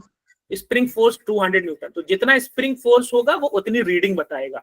ये क्या है? Block of mass 20 kilogram suspend है 2 लाइट स्प्रिंग बैलेंस से, और वो आपको बताना है spring reading of spring balance. तो जो स्प्रिंग फोर्स होगा वही आपकी रीडिंग होगी। जितना उसमें स्प्रिंग में फोर्स लग रहा होता है, जितना स्प्रिंग फोर्स होता है, वही उसकी क्या कहलाती है? Reading. Reading of spring balance कहलाती है। 200 न्यूटन का लग रहा है, या तो वो न्यूटन में बता देगा उस फोर्स को, या तो वो किस में बता देगा? kgf में बता देगा। बात सही है? Yes sir. अब इस ब्लॉक 2 पे आ जाओ। ये फर्स्ट वाला सेकंड से कनेक्ट, इसमें इस फर्स्ट वाले में कितना स्प्रिंग फोर्स था बेटा? 200 न्यूटन। 200 न्यूटन। तो ये जो फर्स्ट वाला है ना, सेकंड वाले को सेम फोर्स, जितना उसके अंदर फोर्स होगा वो दूसरे पर भी एग्जैक्टली उतना ही फोर्स लगाएगा। हाँ, तो दूसरे वाले को वो कितना फोर्स लगा रहा होगा? 200। किधर का लगाएगा? वो ऊपर की तरफ पुश करेगा कि नीचे की तरफ पुल करेगा? नीचे की तरफ। तो अब इस वाली स्प्रिंग बैलेंस पे कितना फोर्स लगाया जा रहा है बाहर से? 200 न्यूटन का। 2 न्यूटन। तो इस सेकंड वाले पर फोर्स एक्सर्टेड ऑन सेकंड वाला बाई किसने लगाया? फर्स्ट वाले ने कितना लगाया है? फर्स्ट वाले ने कितना लगाया है? 200 न्यूटन। तो ये उसके ऊपर फोर्स लग रहा है। तो जितना उसके ऊपर फोर्स लग रहा होता है वही क्या उसका होता है? उसका जो नेट फोर्स लग रहा होता है वही उसका क्या होता है? स्प्रिंग फोर्स होता है। तो स्प्रिंग फोर्स कितना हो गया? 200 न्यूटन सेकंड वाले का। तो सेकंड वाले की भी रीडिंग कितनी आ जाएगी बेटा? 200 न्यूटन। 200 न्यूटन इसकी भी आ जाएगी, 200 न्यूटन इसकी भी आ जाएगी। जो इतना स्प्रिंग फोर्स होता है वही होता है इसके। बात समझ में आई क्या? Yes sir. तो स्प्रिंग बैलेंस का आपका कॉन्सेप्ट कंप्लीट हो गया। अब एक केस आप सूडो फोर्स का देख लो। सूडो फोर्स छोड़ो, आप थोड़ा सा रिलेटिव मोशन का एक केस देख लो। रिलेटिव मोशन का एक कॉन्सेप्ट देख लो जो कि मैं पढ़ा चुका हूं, लेकिन एक इंटरेस्टिंग कॉन्सेप्ट मैं सोचा कि आपके टेस्ट के लिए रिवाइज हो जाएगा। आपको बताना यहाँ पे ये होगा कि मैंने कहा कि एक कोऑर्डिनेट सिस्टम है या नहीं भी है कोऑर्डिनेट सिस्टम, ठीक है। एक बॉडी की जो पोजीशन है वो है 3i cap plus 2j cap, और दूसरी बॉडी की पोजीशन है 5i cap plus 7j cap. ये बॉडी बी है और ये बॉडी ए है, इसकी पोजीशन दी गई। और इस बॉडी बी की जो वेलोसिटी दी गई है बेटा, बॉडी बी की जो वेलोसिटी दी गई है वो दी गई है -4i cap plus -4i cap plus ले लूं, माइनस ले लेता हूं, -4i कैप -1j कैप, या j कैप लिख दो, 1 लिखते नहीं है, इसकी वेलोसिटी। और इस बॉडी ए की वेलोसिटी जो है बेटा, बॉडी ए की जो वेलोसिटी है वो दी गई है। एक सेकंड बेटा, 2 ले लो, और नहीं 2 ना ले लो, हाँ ले लो 2 ले लो, 2i कैप ले लो और 3j कैप ले लो, ठीक है।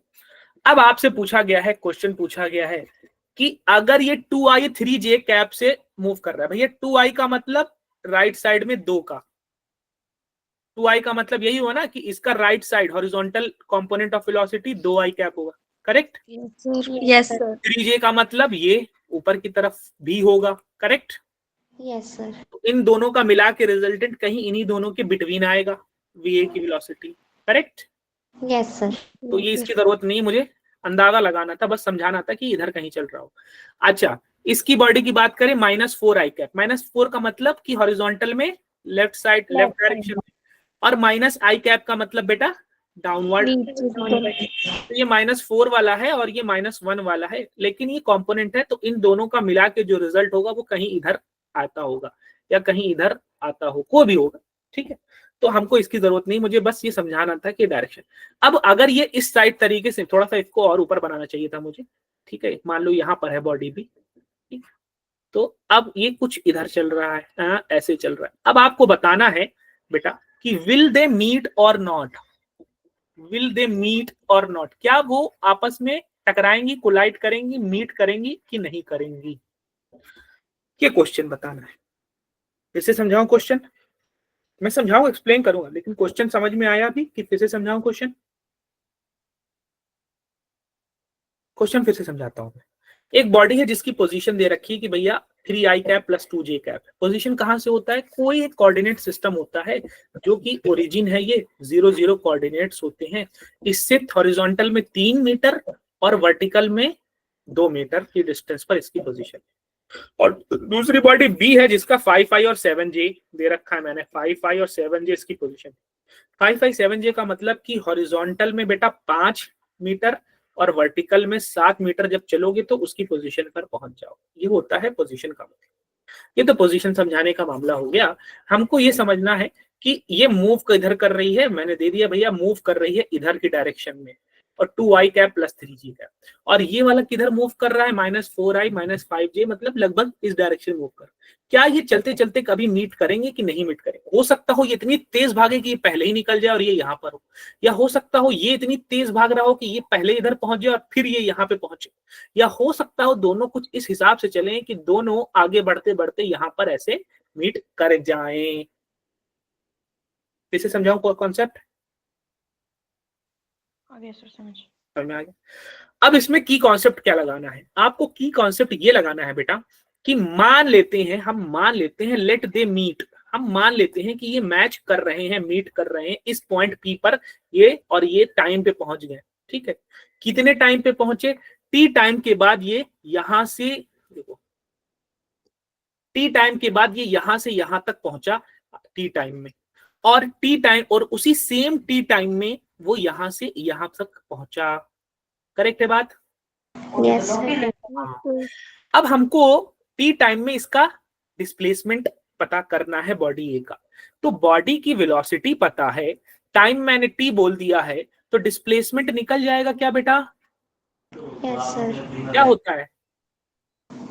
ut plus half at square. यहाँ पे एक्सेलरेशन की बात ही नहीं हुई, किसी भी टाइप का एक्सेलरेशन दिया ही नहीं है, तब क्या लगाऊं? तो v into t आ जाएगा। Velocity into time. पहली बॉडी का वेलोसिटी बताइए कितना है बेटा? 2i cap plus 3j cap. Time कितना मान लिया है हमने? t। तो मल्टीप्लाई करके कितना हो जाएगा? 2ti cap plus 3tj cap. एकदम उसी तरीके से दूसरी बॉडी का डिस्प्लेसमेंट बताओ। Minus -4 I cap hmm, -J cap into T हाँ, अरे तो सॉल्व करके जल्दी बताने को बोला था ना, ये तो -4 I -4 -4 TJ cap T I -4 TI cap minus T J cap, J cap ये इसका डिस्प्लेसमेंट है, पोजीशन नहीं है, ठीक है। तो अब हम ए बॉडी की पोजीशन बताएंगे, उसकी ओरिजिनल पोजीशन प्लस उसका डिस्प्लेसमेंट, यानी कि शुरू में ये यहां था पोजीशन, ये हो गया पहली बॉडी का पोजीशन, ये यहां से यहां तक, और ये उसका क्या हो गया बेटा, डिस्प्लेसमेंट हो गया। तो इस पोजीशन वेक्टर में ये डिस्प्लेसमेंट वेक्टर जोड़ देंगे तो ये उसकी फाइनल पोजीशन वेक्टर बन जाएगी। बात समझ में आया क्या, कि फिर से समझाऊं? yes सर आ गया। हाँ, डायग्राम थोड़ा सा साफ नहीं है लेकिन ये वेक्टर बना रहा है कंप्लीट, ठीक है। ये हो गया, समझ लो कि एक ऐसे ये उसकी इनिशियल पोजीशन वेक्टर है, ये उसका ये ऐसे डिस्प्लेसमेंट वेक्टर है, और ये इनिशियल पोजीशन वेक्टर में डिस्प्लेसमेंट वेक्टर जोड़ दिया तो ये फाइनल पोजीशन वेक्टर हो जाएगा। क्योंकि आपको पता है डिस्प्लेसमेंट क्या होता है, डिस्प्लेसमेंट आपको पता है कि क्या होता है, सर ने बताया था final position minus initial position होता है, यही बताया था क्या? yes तो इस इनिशियल पोजीशन को उधर भेज दूंगा तो displacement plus initial position is equals to final position x2 हो जाए। डिस्प्लेसमेंट में इनिशियल पोजीशन जोड़ दोगे तो क्या बन जाएगा, फाइनल पोजीशन बन फाइनल पोजीशन ये समझाया, तो वही चीज तो है। तो इसका हम फाइनल पोजीशन, ए का फाइनल पोजीशन और ए का इनिशियल पोजीशन और ये ए का displacement.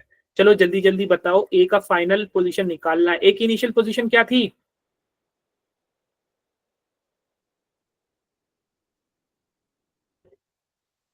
2 I cap plus 3 J cap. ये वेलोसिटी थी बेटा, 3 I cap plus 2 J cap ये था, वेरी गुड, ये उसकी पोजीशन दे रखा था मैंने, 3i कैप प्लस 2j।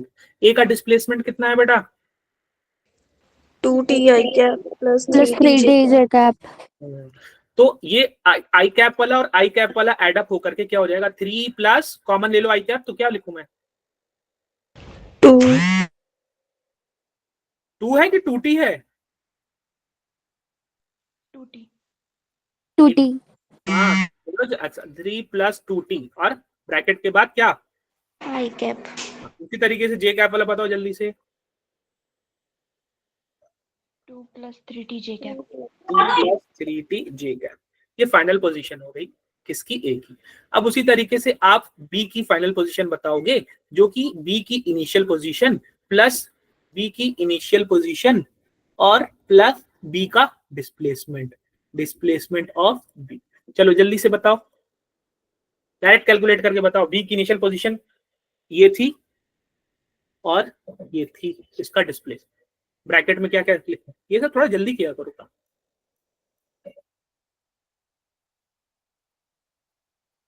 लिखना पड़ेगा। चलो लिखो, इनिशियल पोजीशन बी की क्या थी, 5 I cap plus 7 J cap B का displacement -4 TJ cap minus TJ cap -4 TJ cap minus TJ cap. चलो अब आई कैप वाला एक साथ ब्रैकेट में लेके बताओ, 5 5 - 4 TI cap और जे वाला बताइए, 7 - 1 T J अब हमने बोला है कि ये दोनों आकर के यही मिल रहे हैं और यही दोनों की सेम पोजीशन है, ये डिफरेंट पोजीशन है, फाइनल पोजीशन सेम हुई दोनों की कि डिफरेंट हुई? same तो सेम अगर दोनों मैच कर रहे हैं, दोनों कोलाइड कर रहे हैं, दोनों मीट कर रहे हैं, तो दोनों की पोजीशंस क्या होनी चाहिए, फाइनल पोजीशंस क्या होनी चाहिए बेटा? same सेम होनी चाहिए। एक मिनट में इसको थोड़ा, कौन सा स्लाइड नंबर है ये, 76, एक मिनट तो बेटा जरा मुझे, देखिए तुम्हारा अच्छा है आगे। चलो तो ए की फाइनल पोजीशन तुम लोगों ने मुझे यहां बता रखी है कि सर 3 + 2t आई कैप प्लस 2 + 3t जे कैप। ए की फाइनल पोजीशन 3 + 2t आई कैप और प्लस 2 + 3t जे कैप, 2 + 3t जे कैप। और बी की तुम लोगों ने बोला फाइनल पोजीशन कि सर 5 - 4t आई कैप, 5 - 4t आई कैप और 7 माइनस टी जे कैप मैंने कहा, ठीक है 7 माइनस टी जे। अब ये दोनों पोजीशंस अगर ये मीट, इफ दे मीट या कोलाइड बोल लो, कोई सा भी वर्ड बोल लो, इफ दे मीट या कोलाइड, इक्वल होनी चाहिए। इक्वल होनी चाहिए, हम इक्वल कर देते हैं, ठीक है। तो x की a की फाइनल पोजीशन और b की फाइनल पोजीशन सेम होनी चाहिए, ये वाली चीज 3 प्लस 2t आई कैप प्लस 2 प्लस 3t जे कैप, और ये 5 माइनस 4t आई कैप प्लस 7 माइनस टी जे कैप, ठीक है। इधर से आई वाला इधर से आई वाला सेम होना चाहिए अगर ये इक्वल है। तो अब मैं कंपेयर करके आई वाला इक्वल करता हूं। आई वाला इधर लेफ्ट में क्या है, 3 प्लस 2t आई कैप। आई कैप आपने लिखना है, बस मैग्नीट्यूड लिखो यहाँ पे। अब आई वाला 5 इधर, माइनस 4t। हाँ अब इसको सॉल्व करेंगे। माइनस 4 को इधर भेजूंगा तो 2t प्लस 4t हो जाएगा, 3 को इधर भेजूंगा तो 5 माइनस 3 2 हो जाएगा। थोड़ा तुम लोग जल्दी से कैलकुलेशन करके बताया करो। और ये 6t बराबर 2 हो जाएगा, t की वैल्यू कितनी हो जाएगी, 3 1/3 1/3। 1/3। अब उसके बाद कंपेयर किया था हमने आई कैप, अब हम कंपेयर करेंगे जे कैप। कंपेयर जे कैप, इस इधर का जे कैप कितना है 2 प्लस 3 और इधर का जे कैप कितना है 7 माइनस t। अच्छा, इधर मैं t को इधर भेजूंगा तो 3t प्लस t 4t हो गया, और इधर 2 को इधर भेजूंगा 7 माइनस 2 कितना हो जाएगा 5 हो जाएगा। t की वैल्यू कितनी हो जाएगी 5/4, ठीक है। तो यहाँ पे t की वैल्यू 1/3 आ रही है, यहाँ पे t की वैल्यू 5 आ रही है। तो for simultaneous motion, simultaneous motion का मतलब दोनों जब एक साथ चलना शुरू किए, पर simultaneous motion there are different values of t, different values of t, ठीक है। t की डिफरेंट वैल्यूज है, thus they are not colliding, they are not colliding, दो मैच नहीं कर रहे। वो पहला वाला कह रहा है कि भैया उसको वहां तक आने में, ये करने में, ये कह रहा है, एक कह रहा है कि नहीं 1/3 सेकंड लग रहा है, और दूसरा वाला कंडीशन कह रही है कि भैया 5/4 सेकंड लग रही है। तो भैया हॉरिजॉन्टल वाला कह रहा है कि भैया उसको वहां दोनों बॉडी को वहां तक पहुंचने में 1/3 लग रहा है, वर्टिकल वाला कह रहा है 5/4 लग रहा है। तो ऐसा पॉसिबल ही नहीं है कि दो अलग टाइम आए और वो बॉडी मैच कर जाए। जब दोनों का सेम टाइम आता तब वो बॉडीज कहलाती कि वो मैच कर रही कोलाइडिंग है। तो ये कोलाइड कर रही है कि नहीं कर रही है, नहीं कर रही। बात समझ में आई, कंडीशन समझ में आई? Yes sir. तो बहुत मुश्किल चीज नहीं थी, आप लोगों को थोड़ा जल्दी कैलकुलेटिव चीज थी। और ये भी पता है आपको डिस्प्लेसमेंट फाइनल में इनिशियल पोजीशन होता है, तो इनिशियल पोजीशन में डिस्प्लेसमेंट जोड़ देंगे तो फाइनल पोजीशन हो जाएगी। बात समझ में आ गई? Yes sir. चलो अब थोड़ा सा सूडो फोर्स का मैं कॉन्सेप्ट समझा देता हूँ। सूडो फोर्स का कॉन्सेप्ट ना पढ़ा के मैं एक क्वेश्चन ये वाला बस करा दूं बेटा, क्वेश्चन ये आसान हो जाएगा। अब इसमें हम कंस्ट्रेंड मोशन का एक और टाइप का सवाल हम देख लेते हैं, कंस्ट्रेंड मोशन का। कंस्ट्रेंड मोशन में एक चीज यहाँ पे देखो कि यहाँ पर इस रस्सी को, एक ही रस्सी है बेटा, इसको कितने हिस्सों में बांटूं, कितने सेक्शंस में बांटूं? कंस्ट्रेंट मोशन लगाते हैं ना तो हम L1 L2 लेते हैं ना, 2 में। हाँ ये वाला सेक्शन कितना क्या ले लूं, इस वाले सेक्शन को आप लेंगे L1 और इस वाले सेक्शन को क्या लेंगे बेटा L2। ठीक है। अब आपको पता है कि सर ने बताया था dl1/dt प्लस dl2/dt क्या होता है 0 कि इसका भी जो भी चेंज इंक्रीज या डिक्रीज है और इसका जो भी इंक्रीज या डिक्रीज है, ओवरऑल इंक्रीज डिक्रीज मिला के 0 आएगा, क्योंकि वो ओवरऑल रस्सी ना ही इंक्रीज करेगी लंबाई में ना ही डिक्रीज करेगी। लेकिन अब यहाँ पे हमको अगर बनाना है तो एक पॉइंट यहाँ पे ले लेता हूं, मैं फिर से बना लेता हूँ डायग्राम, ठीक है ठीक है। अब मैं फिर से डायग्राम बना लेता हूँ। यहाँ पे ये थीटा1 एंगल पर है और ये थीटा2 एंगल पर है, ठीक है। कंस्ट्रेंट मोशन लगाना है तो फिर से हम इसका सेक्शन बांट देते हैं कि भैया ये सेक्शन L1 है और ये सेक्शन भैया L2 है। अब जब भी सेक्शन होता है, सेक्शन के एंड्स पर पॉइंट होते हैं, सेक्शन के एंड पर ये पॉइंट 1 दे दिया, सेक्शन के एंड पर ये पॉइंट 2 दे दिया, सेक्शन के एक एंड पर मैंने पॉइंट 3 दे दिया, सेक्शन के एक पॉइंट 3 दे दिया। ये जो पॉइंट चल रहा है ये पॉइंट है किस पर, ये पॉइंट है किस पर बेटा, ये एक मिनट,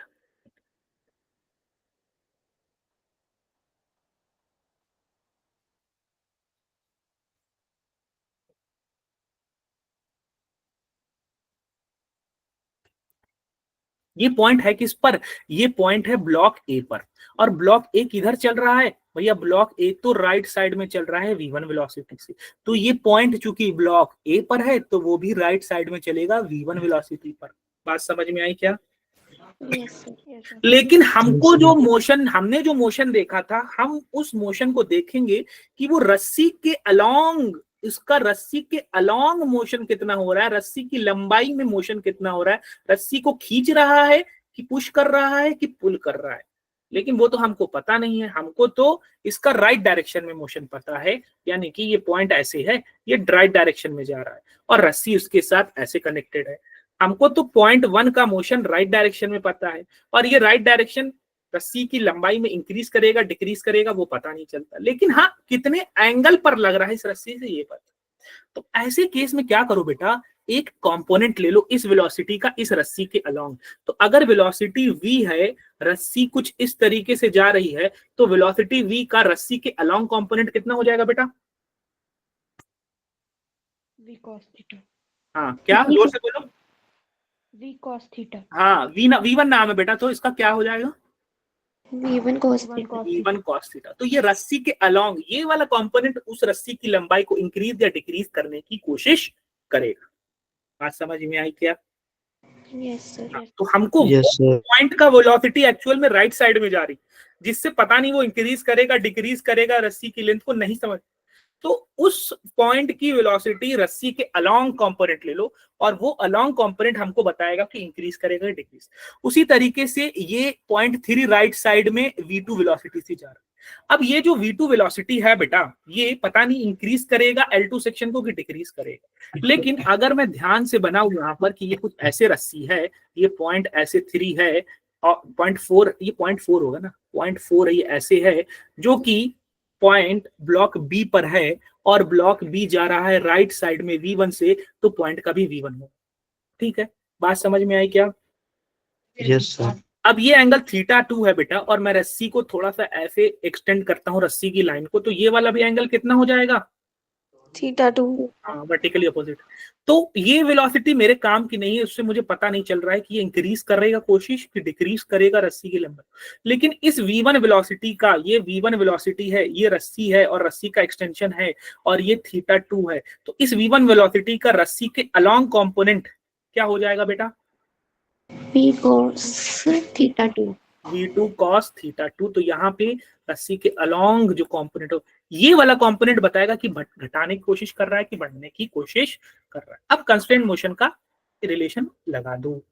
क्या कहता है कंस्ट्रेंट मोशन? पहले L1 पे लगाओ। ये पॉइंट 1 का वेलोसिटी तो राइट साइड में जो कि काम की नहीं है, तो कंपोनेंट जो इसका हुआ ये जो कंपोनेंट है वो L1 को ध्यान रखना कि ये है ऐसे कंपोनेंट, अभी तुम लोगों ने बताया है v1 cos θ1। अब ये कंपोनेंट जो है 2 को फ्रीज कर लो, पॉइंट 3 को फ्रीज कर लो, 4 को फ्रीज कर लो, बताओ v1 cos θ1 इस L1 को घटाने का काम करेगा कि बढ़ाने का काम करेगा? बढ़ाने का। हाँ, बढ़ाने का कि घटाने का? घटाने का। घटाने का ना बेटा। देखो ये जो कंपोनेंट है ये इस पॉइंट को आगे इधर राइट साइड में ले जाने की कोशिश कर रहा है, जबकि ये वहीं की वहीं फ्रीज है। तो जब ये आगे ले जाने की, देख रहे हो ना, ऊपर ले जाने की कोशिश कर रहा है कि नीचे ले जाने की कोशिश कर रहा है बेटा? सर ऊपर। हाँ, ऊपर तो इससे लेंथ क्या होगी, घटेगी कि बढ़ेगी? अरे यार, सर डिक्रीज होगी। हाँ डिक्रीज होगी। वेरी गुड, शाबाश, चलो बहुत अच्छे।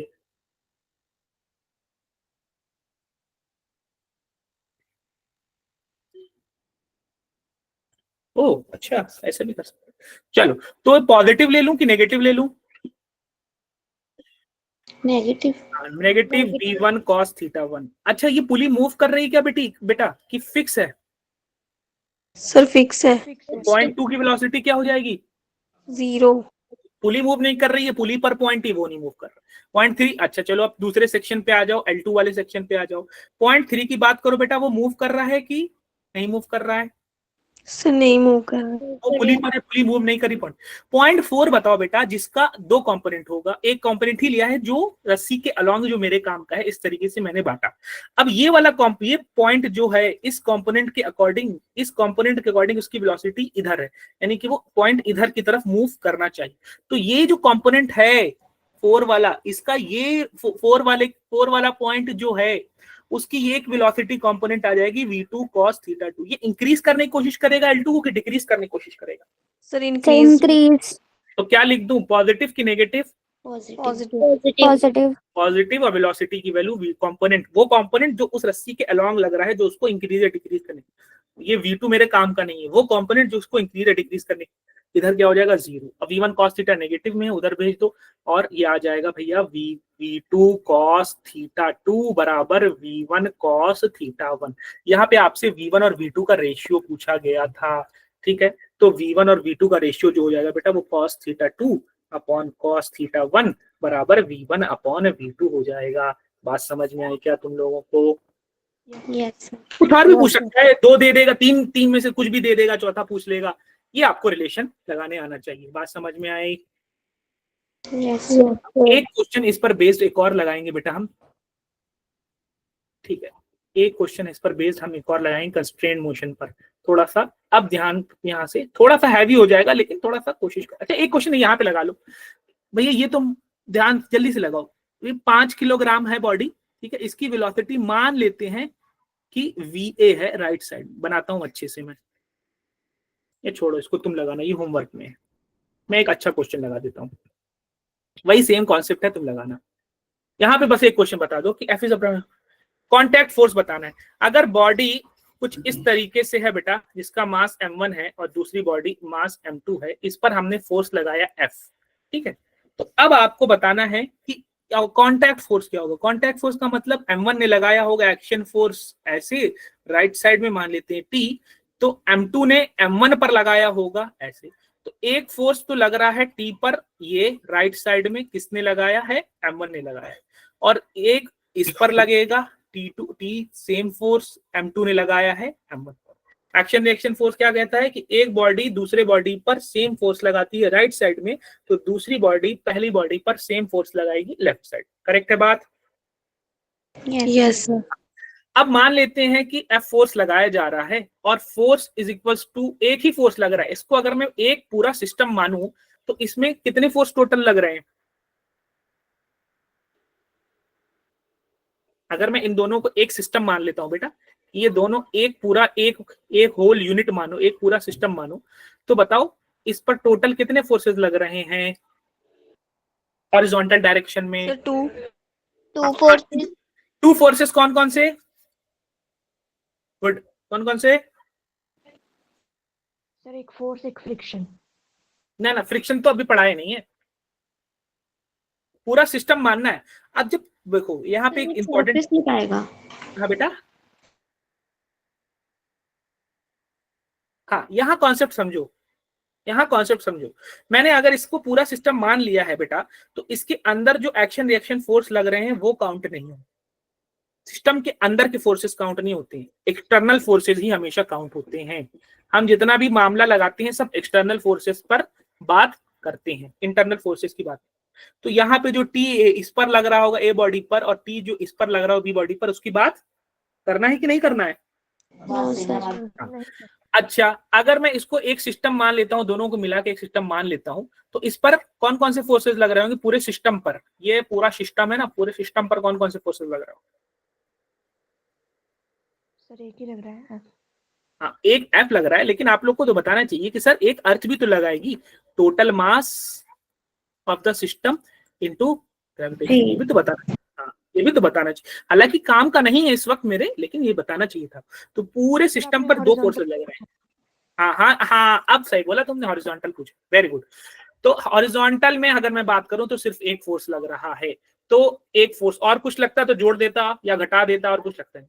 और ये किसके इक्वल हो जाता है सेकंड लॉ के अकॉर्डिंग? नेट फोर्स के इक्वल।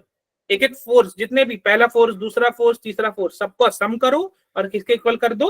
नेट फोर्स के इक्वल कर दो। यही करते आए ना अभी तक हम। Yes sir. तो नेट फोर्स किसके इक्वल होता है बेटा? मास इनटू नेट एक्सेलरेशन। पूरे सिस्टम का मास कितना है? m1 plus m2 m1 plus m2 into net acceleration. तो नेट एक्सेलरेशन कितना हो जाएगा बेटा?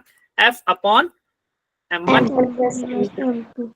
अब आ जाओ यहाँ पर, इसको सिस्टम मानो, पहली बॉडी को सिस्टम मानो। इस पहली बॉडी m1 पर बताओ कौन कौन से फोर्सेस लग रहे हैं? F and T। Very good, directly forces बताते हैं, डायरेक्टली उस पर कौन कौन से लगे। एक तो राइट साइड में कौन लगा रहा है, एफ, और दूसरा टी टी लगा रहा है लेफ्ट डायरेक्शन में। यही दो फोर्सेस। टी कौन लगा रहा है, कौन सी बॉडी लगा रही है, M2 M2 हाँ, अच्छा। और इसका मोशन किधर की तरफ माना था, नेट एक्सेलरेशन किधर की तरफ माना था हमने, राइट साइड की तरफ। राइट साइड में। तो इसका motion net acceleration right side में। चलो सेकंड लॉ ऑफ मोशन लगाओ इसमें।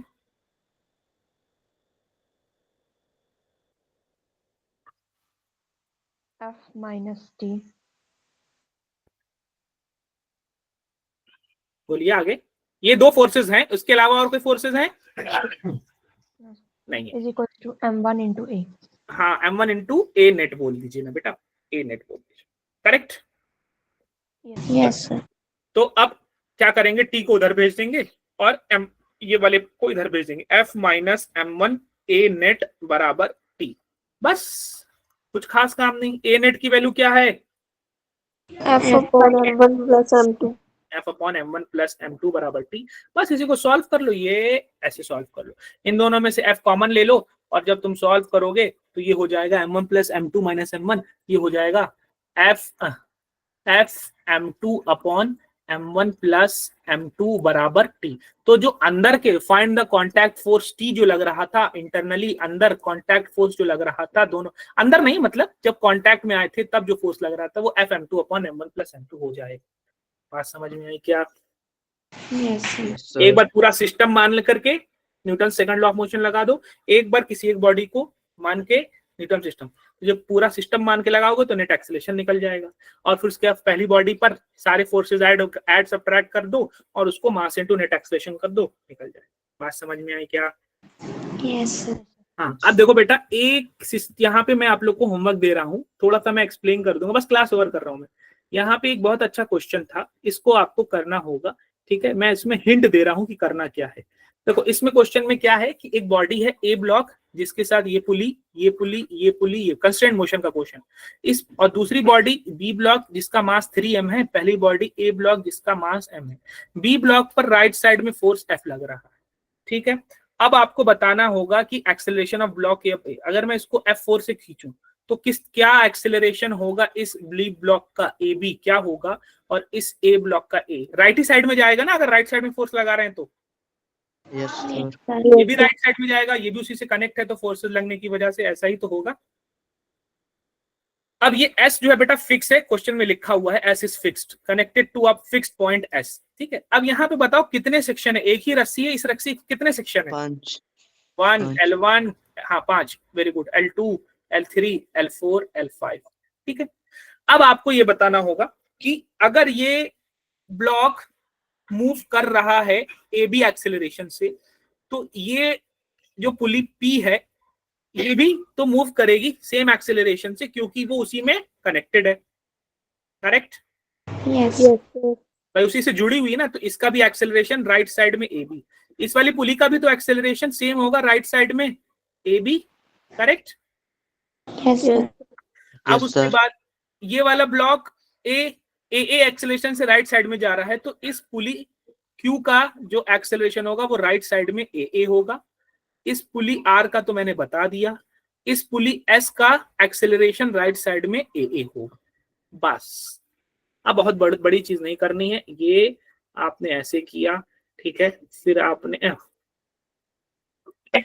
ऐसे किया, ऐसे ऐसे ऐसे ऐसे, ठीक है, और ये यहाँ पे फिक्स है, ठीक है। तो L1 सेक्शन की बात कर लो भैया, इस पॉइंट का वेलोसिटी 0 और यहाँ पर एक 0.1 दे दो, यहाँ पे एक 0.2 दे दो, यहाँ पे 0.3 दे दो, यहाँ पे 0.4 दे दो, यहाँ पे हर सेक्शन के एंड पॉइंट्स को नंबर दे दो, 0.6 दे दो, यहाँ 0.7 दे दो, यहाँ 0.8 दे दो और ये यहाँ जुड़ा हुआ है 0.9 दे दो। इस पॉइंट की बात करें तो 0, इस पॉइंट का क्या वेलोसिटी एक्सेलरेशन होगा भैया, P जो है राइट साइड से A एक्सेलरेशन से जा रहा है, 0.1 P पुली पर है तो इसका एक्सेलरेशन राइट साइड पे A। अब ये इंक्रीज करने की कोशिश करेगा, डिक्रीज करने की कोशिश, जाहिर सी बात है अगर मैं सबको फ्रीज कर दूं और A राइट साइड में जाएगा तो खींचेगा L1 सेक्शन को, तो इंक्रीज करने की कोशिश करेगा। उसी तरीके से L2 की बात करें, वो भी ये सेकंड पॉइंट की बात करें वो P पर है और P राइट साइड में जा रहा है AA से, तो सेकंड वाले का भी राइट साइड में AA होगा। अगर 3 को फ्रीज कर दें और बाकी सबको फ्रीज कर दें तो ये भी खींचेगा, तो ये L2 सेक्शन को बढ़ाएगा। अब 3 की बात करें, ये है कौन सी पुली, पुली Q पर है और पुली Q राइट साइड में जा रही है, ए एक्सेलरेशन, नहीं ये AB था, सॉरी यहाँ पर AB था, ये AB से जा रहा था और ये AB से जा रहा था और ये AB से जा रहा था, नाम थोड़ा सा गड़बड़ ना हो, और ये A एक्सेलरेशन से जा रहा है। तो अगर मैं सेकंड पॉइंट को फ्रीज कर दूं और बाकी सभी पॉइंट को फ्रीज कर दूं, AA 3 पॉइंट जो है वो पुली Q पर है, वो राइट साइड में जा रहा है, तो जाहिर सी बात है इस L2 सेक्शन को इंक्रीज की डिक्रीज, डिक्रीज। उसी तरह 4 पे लगाएंगे, 5 पे लगाएंगे, 6 पे लगाएंगे, 7 पे लगाएंगे, 8 पे लगाएंगे, नहीं तो आपको एक रिलेशन निकल जाएगा A B एक्सेलरेशन और A एक्सेलरेशन में। क्या रिलेशन निकलेगा, ऐसे कुछ 4/5 ऐसे रहेगा, मुझे याद नहीं आ रहा है, कि AA जो होगा वो 4/A जो होगा वो 4/5 टाइम्स AB के होगा, ये कुछ ऐसा रिलेशन निकल जाएगा बस राइट साइड में। अच्छा, अब इसमें एक काम और क्या करना रहेगा, इसमें एक चीज और करना ये रहेगा कि इस B ब्लॉक को फिर से देखना होगा। इस B ब्लॉक पर ऐसे पुली लगी है और ऐसे पुली लगी है, और इस B ब्लॉक पर यहाँ पर एक ऐसे रस्सी, एक ही रस्सी हर जगह से जुड़ी हुई है, ऐसे ऐसे ऐसे जुड़ी हुई, तो यहाँ पे टेंशन T, यहाँ पे टेंशन T, इसमें टेंशन 2T हो जाएगा, करेक्ट है ना? Yes sir. इसमें टेंशन T, इसमें टेंशन T, और तो इसमें टेंशन 2T हो जाएगा, और ये एक ही जगह से जुड़ा हुआ है तो एक ही टेंशन T हो जाएगा, करेक्ट है बात? Yes sir. तो राइट साइड में खींच रहे हैं F फोर्स से, लेफ्ट साइड में T भी लग रहा है, 2T भी लग रहा है, 2T टोटल 5T लग रहा है, तो सेकंड लॉ ऑफ मोशन बना देंगे, F माइनस 5T बराबर मास इसका कितना है 3m और एक्सीलरेशन इसका कितना था AB था। उसी तरीके से यहाँ A वाले ब्लॉक पे बात करेंगे, अगर A वाले ब्लॉक पे बात करें तो यहाँ पे उसके ऊपर 2 पुली लगी हुई है, एक ऐसे है और ये ऐसे है, ऐसे, यहाँ T होगा, यहाँ T होगा, यहाँ T होगा, यहाँ T, तो इसमें 2T हो जाएगा और इसमें 2T हो जाएगा, करेक्ट है बात? यहाँ तक बात समझ में आई क्या?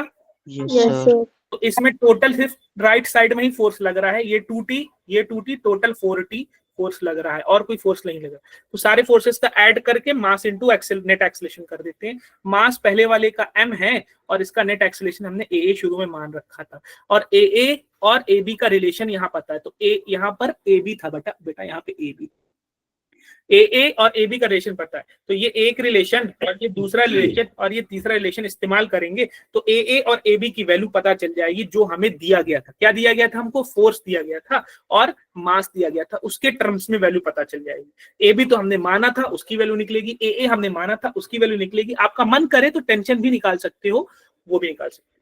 तो इस तरीके से आप AA और AB में रिलेशन एस्टैब्लिश कर सकते हैं। बात समझ में आई? Yes sir. कोशिश करेंगे करने की। मैं अभी इसका वो भी भेज दूंगा, सोल्यूशन भी भेज दूंगा और इसका लिंक भी भेज दूंगा। दूसरे बैच में मैंने ये कराया है क्वेश्चन, ठीक है?